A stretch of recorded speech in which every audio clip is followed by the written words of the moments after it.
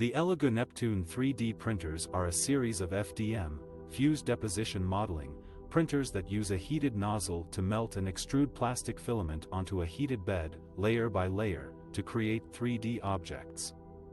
The Elegoo Neptune series consists of 8 models, each with different features and specifications, such as build volume, extruder type, leveling system, and touchscreen.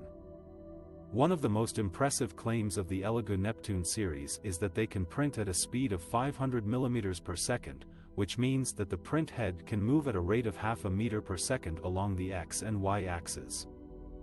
This is much faster than most FDM printers on the market, which usually print at around 50 to 100 mm per second. Printing at such a high speed can potentially reduce the printing time significantly and increase the productivity of the printer. However, printing speed is not the only factor that affects the quality and performance of a 3D printer. There are also other aspects to consider, such as the accuracy, stability, reliability, and noise level of the printer. Moreover, printing speed depends on various settings and parameters, such as layer height, infill density, acceleration, jerk, and temperature.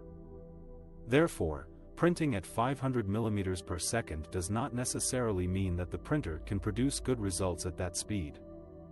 In this video, we will test the Elegoo Neptune 3D printers and see how fast they can actually print while maintaining a decent quality. We will also compare them with other FDM printers in terms of features, performance, and price. Stay tuned to find out if the Elegoo Neptune 3D printers can live up to their 500 mm per second speed claim.